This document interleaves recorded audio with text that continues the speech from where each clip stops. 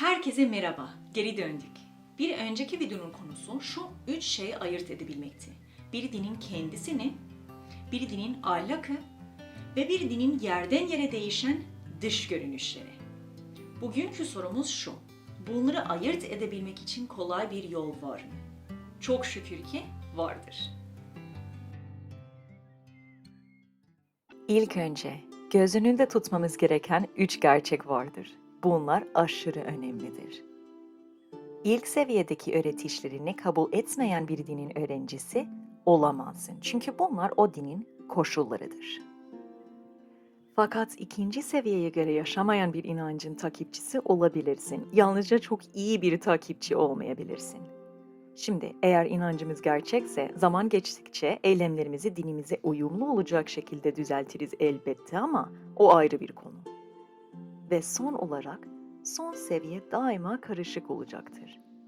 Dinimizi kültürümüze bağlı bir şekilde eyleme geçirdiğimiz için ister istemez bağlılar. Ama o eylem ilk bölümde şekil dediğim şey dinin kendisiyle ilgili bir şey ifade etmez.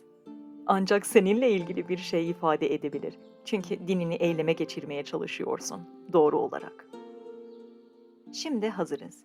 3 süzgeç sorumuz için hazır mısınız? Belli bir eylemin dini mi yoksa kültürel mi diye anlamaya çalışıyoruz. Ana örneğimiz ayakta veya diz çökerek dua etmek olacaktır. Ve bu ısı ölçerini kullanacağız. Birinci soru. Dinimin temel inançları nedir? Bu soruyu cevaplamak biraz araştırma gerektirebilir ama çok fazla değil çünkü muhtemelen sadece bir avuç vardır. Bunları çok iyi bilmiyorsanız en sağlıklı seçenek tek başınıza araştırdıktan sonra bir ibadethaneyi ziyaret etmek ve oradaki bir lidere sormak olabilir.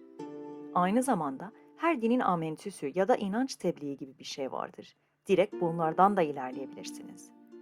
Örneğin İslam için şehadet etmek bunlardan biri oluşturuyor, diğer 4 İslam şartıyla birlikte.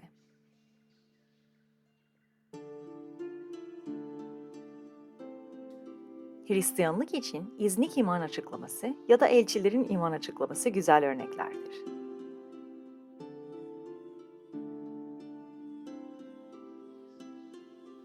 Bunları belirledikten sonra bu din mi kültür mü diye merak ettiğiniz eylemi bu temel öğretişlerde bulmaya çalışın. Ana örneğimize uygulayalım.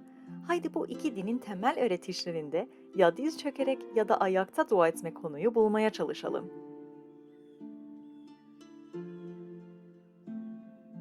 Elbette ki bu konu dini bir doktrinin bir parçası değildir. Sarı seviyede değildir. Diz çökerek ya da ayakta dua etmek seni Müslüman ya da Hristiyan yapamaz.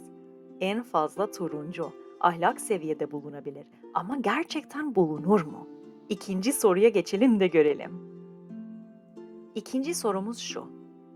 Dinimin bu eylemi için ahlaki bir standardı, yani belirli bir davranışsal beklentisi var mı? Turuncu seviyede gerçekten bulunan bir konuyu ele alalım. Cinsel ilişki.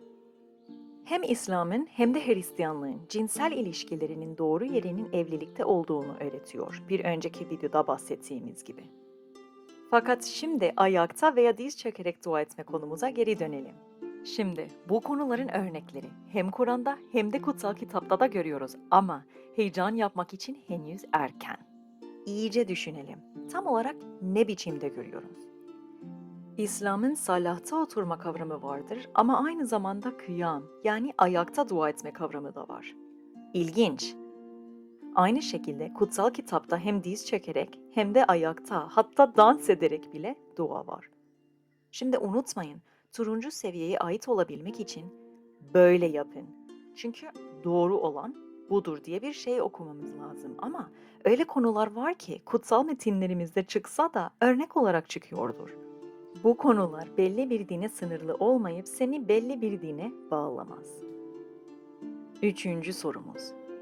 Eğer bu eylem dinin temel inançlarının bir parçası değilse ve üstelik bu eylemi belirli bir şekilde yapmak ile de o dinin ahlaki bir beklentisi değilse, o zaman bu inancın belli bir kültüründe kendini ifade etme biçiminin bir parçası olabilir mi? Başka bir deyişle bu noktada şöyle dememiz gerekiyor. Demek ki galiba benim bölgemde ya da benim dilimde, benim geleneğimde vesaire. Bu din böyle bir dış görünüşe sahiptir. Şimdi iki ikramiye içerik geliyor. Fark etmişsinizdir, aynı inanç içinde kültürel farklılıklara sahip olabiliriz. Örneğin ben Hristiyan olarak başımı örtmüyorum ama bir rahibe örtebilir. Tarz farklı olsa da inanç aynı. Neden? Çünkü ikimiz de Hristiyanlığın temel inançlarını kabul ediyoruz. Dahası, Hristiyanlığın ahlaki beklentilerine göre yaşamak için elimizden geleni yapıyoruz. Bu ayrımı yapabilmek, İncil'deki başörtüleri hakkındaki tartışmalı pasajı müthiş bir şekilde çözüyor. Ayrıca bu aynı ayrım, mezhep ile tarikat ya da sapkınlık arasındaki farkı açıklar.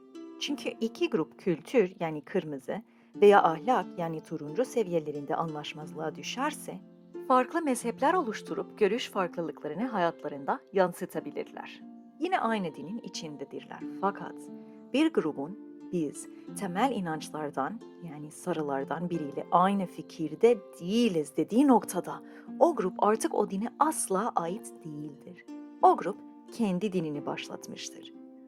Bir sonraki videoda bununla ilgili biraz daha bilgi vereceğim.